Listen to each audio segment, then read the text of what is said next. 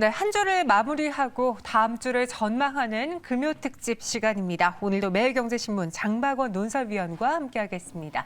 어서 오세요. 안녕하세요. 네, 안녕하세요. 1월에는 특히 이번 주에도 그렇고 1월에는 참 여러 소식들이 쏟아지고 있는데요. 이번 한 주에는 어떤 소식이 가장 핫했을지 첫 번째 한 주를 정리한다 키워드 주시죠. 이게 이번 주만의 이슈는 아닌데 네. 계속되는 이슈지만 이번 주에 특히 여러 관련된 통계치가 나와서 이걸로 꼭 꼽아봤습니다.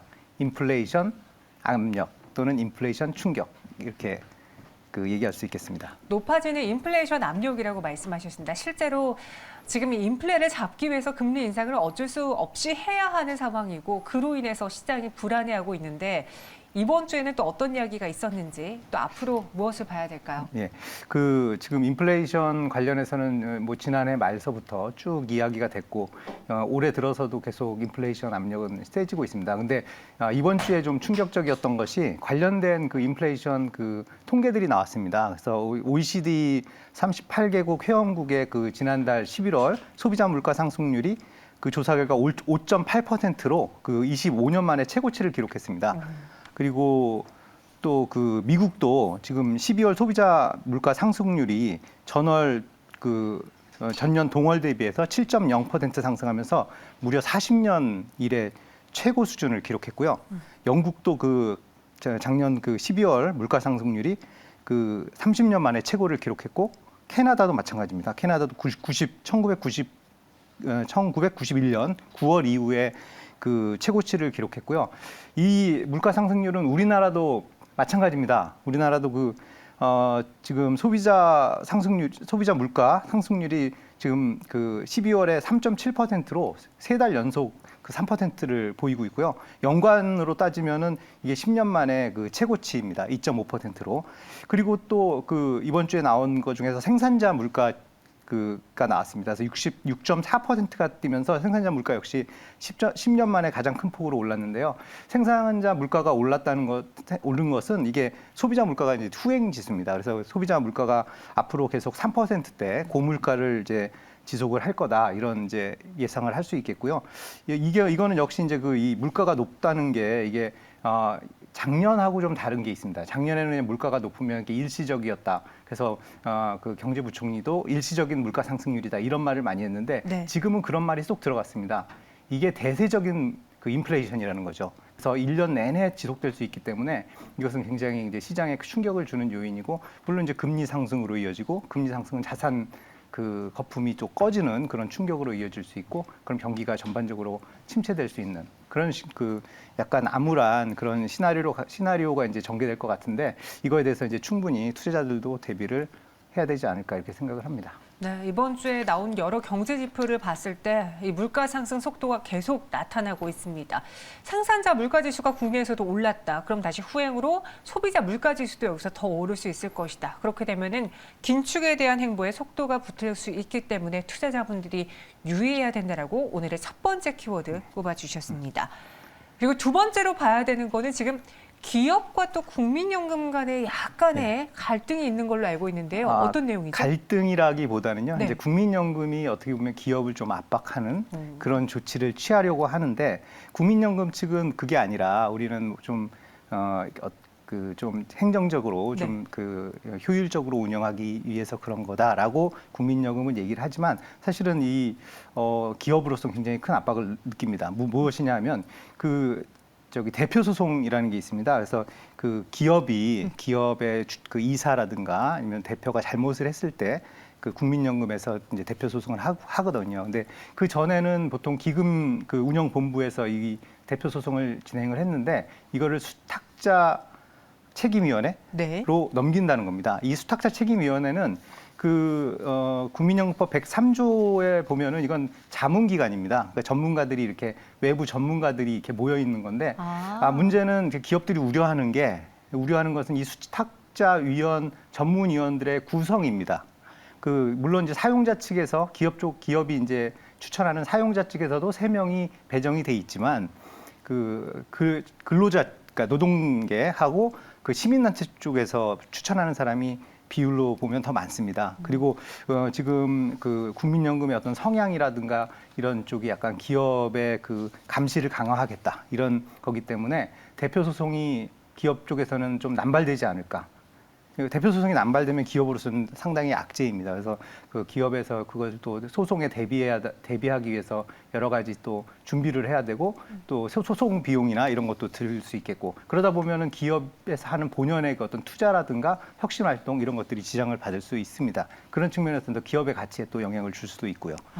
그래서 그럼에도 불구하고 이제 국민연금에서 이걸 밀어붙이려고 하다 보니까 지금 앞으로 이게 어떻게 전개될지 지금 재계 쪽에서는 굉장히 반발이 심하거든요. 그래서 이게 물론 이번 주 굉장히 이슈이기도 했지만 다음 주하고 내달까지 이게 이슈가 이어질 것으로 보입니다. 네, 기업이 견제해야 될 상황이 생겼기 때문에 이와 관련해서 잡음이 조금 나타났습니다. 단순히 여기서 끝나는 게 아니라 뭐 다음 달까지 계속 논의가 이어질 것으로 보여지니까요. 어떤 결과가 나올지도 체크해 보시기 바라겠고요. 세 번째 키워드는 제 뒤에도 살짝 힌트가 있는데 노란 카카오 이야기를 해보도록 하죠. 그렇습니다. 카카오 먹튀는 사실 이번 주 이슈는 아니고요. 지난 10일 날 10일 날 그 유영준 카카오페이 대표가 네. 하고 그다음에 그 7명 경영진 7명이 무더기로 그 스톡 옵션을 행사를 했습니다. 그러니까 받은 주식을 판 거죠. 그래서 한 수백억의 이익을 보면서 이렇게 갔고 그다음에 또 그 직원들 카카오페이 증권 직원들도 퇴사하는 과정에서 그 우리 사주를 대거 처분했습니다. 그 바람에 그 주가가 많이 떨어졌죠. 그러면 이제 소액 주주들 즈음에 투자한 소액 주주들이 피해를 많이 봤을 거 아닙니까? 네. 근데 소액 주주들의 피해뿐만 아니라 이거는 사실은 약간 그 모럴 해저드라고 할 수 있습니다. 이게 경영진이 그 주식을 판다는 것은 그 경영 그 비전이나 이런 것에도 영향을 주는 거거든요. 근데 이것을 팔았다는 것은 우리 회사의 비전이 약하다 이런 시그널로 다가오는 겁니다. 그래서 이거에 대해서 굉장히 소액 주주들도 굉장히 분노를 했고 그렇죠. 또 사회적으로도 이거는 아니다. 이건 모럴 해저드다라고 굉장히 그 얘기가 많았습니다. 그러면서 이게 어디까지 파장이 있었냐면 금융당국에서 그러면 이게 이제 지금 그 유 대표나 이런 분들이 한 것이 불법은 아니거든요. 이게 이제 합법적인 그 범위 내에서 했기 때문에 그러면은 이거는 제도가 좀 잘못된 것이 아니냐. 그래서 이 금융 당국에서 그 스톡 옵션 개선 제도를 검토하고 있고요. 정치권에서도 뭐 여당 쪽에서 뭐 내부자 거래, 사전 신고제 뭐 이런 식의 그 법안을 좀 발의를 했고요.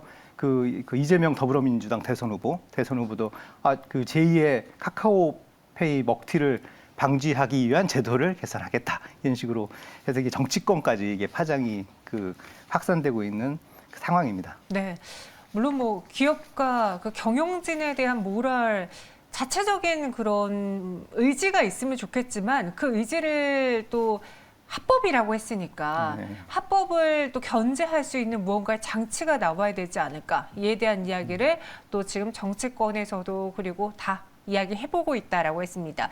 투자자들의 신뢰를 잃게 되면 어떻게 되는지를 몸소 느꼈을 텐데요. 카카오가 이번에도 또 뜨거웠고요.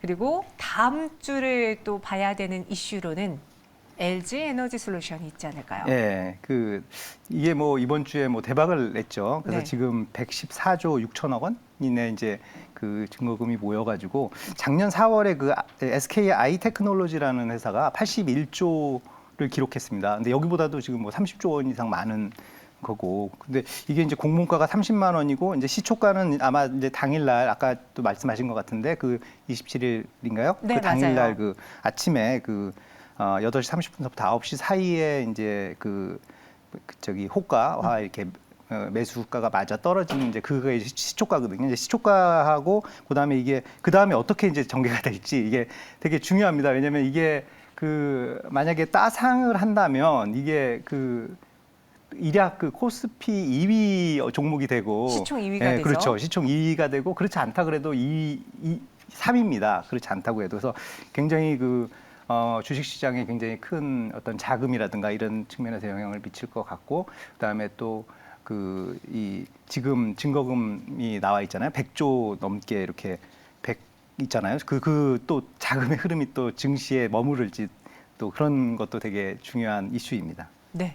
LG 에너솔루션 공모주의 새 역사를 썼습니다. 그리고 마지막으로 다음 주 증시에 영향을 미칠 것도 들어보도록 할게요. 키워드로 어떻게 정리 가능할까요? 다음 주 그 증시나 시장 전체에 영향을 미칠 수 있는 게 이제 국내는 지금 오미크론 문제입니다. 그러니까 네. 오미크론이 다음 주 중반에 그 우세종으로 전환이 되면서 이제 그 코로나 그 사태의 어떤 전환점이 될 것 같은데요.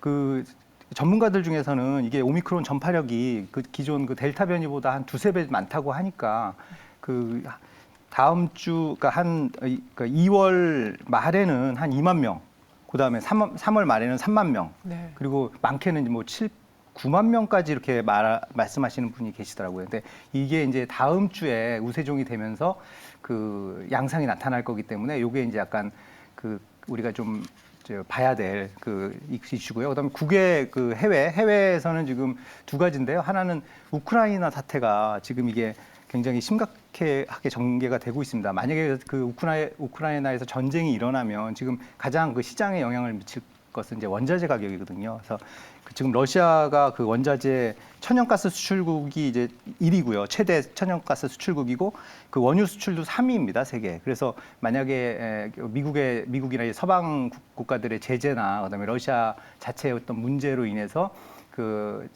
이런 원자재 수출 이런 게 좀 막히고 그러면 원자재 가격이 단기로 오를 수 있습니다. 그러면 네. 이제 신흥국에서 이게 자금 유출 현상으로 이어질 수 있고 그러면서 세계 금융시장이 또 출렁일 수 있습니다. 그리고 또 한 가지는 뭐 많이 예고된 건데요. 미국 연방준비제도가 그 연방공개시장위원회 FOMC가 이제 25일서부터 26일 현지 시간으로 열립니다. 근데 이때 아마 금리 인상이라든가 이런 우리가 예상했던 그런 것이 결정이 될 텐데 주의 깊게 봐야 될 것은 여기서 어떤 멘트가 나오느냐입니다.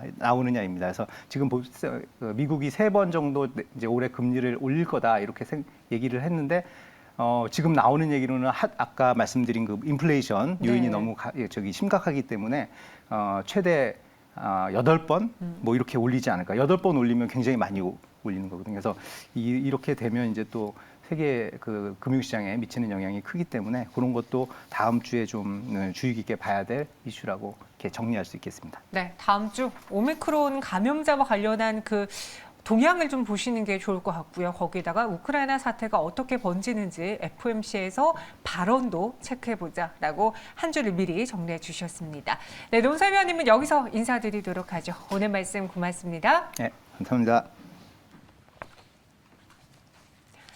네, 증시 오늘간을 제가 준비한 선 여기까지고요. 지금부터는 내일장 다음 주를 조금 더 자세하게 전망할 수 있는 시간 그리고 일대 상담까지 있는 시간 준비해봤습니다. 이정목 대표와 이지연 아나운서의 보행스탑 지금부터 함께 하시죠.